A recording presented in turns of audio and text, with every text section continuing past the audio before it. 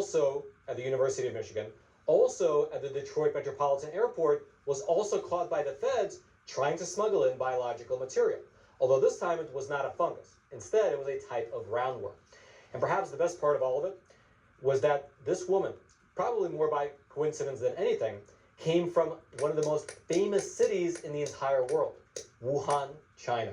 Let's go through the details together right after you take a super quick moment to smash those like and subscribe buttons, which will quite literally force the YouTube algorithm to share this video out to ever more people. Now, to start with, let me introduce to you the woman at the center of this new case. Her name is Miss Han Cheng-Xuan. She is a citizen of China, and she's currently pursuing her PhD at the Huazhong University of Science and Technology, located in Wuhan, China. And as I'm sure you're wondering, even though it's irrelevant to the story, you're wondering how far her school is from the virology lab where COVID was being studied. Well, I looked it up, and it's a 21-minute drive, roughly 10 kilometers, whatever those are. Now, her doctoral thesis, the research that she was working on to get her PhD, was described by her in her visa application as follows, quote, Han studies fundamental questions in neuroscience and physiology. Specifically, her research aims to understand how animals detect sensory cues such as touch, light, chemicals, and temperature, and how the neural circuits and synapses process sensory information to produce behavioral output. Additionally, Han's research seeks to understand how genes and drugs regulate these processes. So obviously, a very smart young lady doing high-level science. And she was going to be doing the bulk of her scientific research over at a laboratory at the University of Michigan. In fact, to that end, the University of Michigan had already sent Ms. Han an offer letter inviting her to be a visiting scholar at one of their labs on campus. And Ms. Han's plan, at least according to her, was to go to the University of Michigan for 1 year, complete her scientific research project, and then go back to her own school in Wuhan in order to defend her dissertation and hopefully get that PhD. However, instead of just hopping on a plane and flying over to Michigan, Ms. Han began to do something odd. While still in China, she began to send package after package to two people who worked at the University of Michigan laboratory.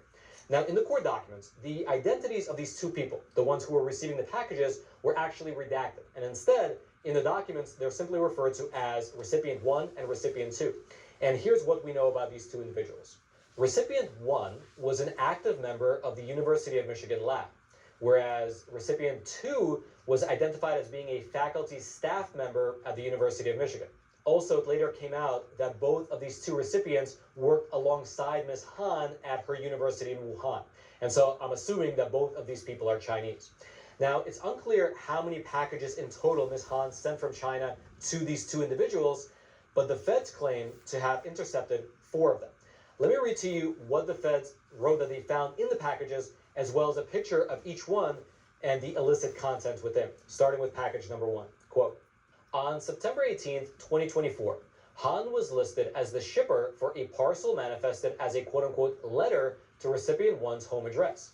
This package was seized by Custom and Border Protection, and an inspection revealed a biological sample which appeared to be plasmids labeled as PRKS. According to open source research, PRKS likely refers to a gene or protein related to C. elegans. And C. elegans, for your reference, are a species of roundworm that are routinely used in scientific research. Now, it's unclear what exactly that package was, except for likely being a gene or protein related to this particular roundworm. And so that was package number 1. Then, about a week later, Ms. Han mailed out package number 2. Quote, on September 24th, 2024, Han was listed as a shipper for a package addressed to recipient 1's home address. The shipment was manifested as plastic plates. However, an inspection revealed 8 petri dishes containing what appeared to be biological materials.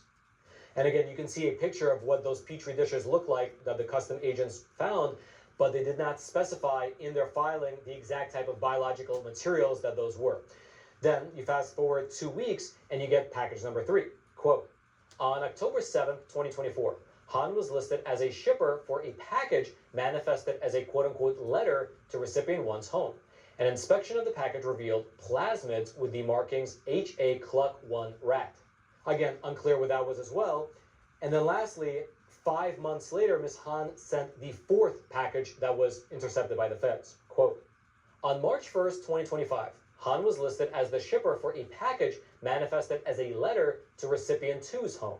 And just to pause here and clarify something, I simplified what was written in the core documents, but actually the document said that recipient 1 and recipient 2's home address were the same apartment in the same building. Now, it's not exactly clear whether they live together or what their relationship is to one another. All we know is that these Chinese Wuhan packages were arriving for them in one apartment in Ann Arbor, Michigan. Getting back to package number 4, quote, "An inspection of the package yielded a book with an envelope tucked into the middle of the pages. The envelope contained a handwritten note with 28 shapes and a labeling scheme with each shape." And then if you actually look at a photograph of what was sent, it was basically a piece of paper with a bunch of shapes drawn on it, and each shape having a different code attached to it. And then at the very top of the page, in order to, I guess, fool anybody that might find this piece of paper other than the recipient, Ms. Han wrote the following, quote, "Hello, this is a fun letter with interesting patterns. I hope you can enjoy the pleasure within it." Very cool, Ms. Han. I'm sure nobody will figure that one out. Now, in terms of what those shapes were, the ones that were drawn on that particular piece of paper, here's what the FBI wrote, quote, "Nomenclature of the labels are consistent with biological materials related to C. elegans research. For example, a search of GOA-NLUC revealed that GO, G-alpha-O, has been shown to modulate neural activity in C. elegans. NLUC, nanoluciferase, is a small, highly stable enzyme used as a luminescent reporter protein in various biomedical research. Searches of the other labeled shapes yielded similar C. elegans related results. Based on my training and experience, plasmids are commonly shipped on filter paper and once received are extracted using water-based solutions for further use in research."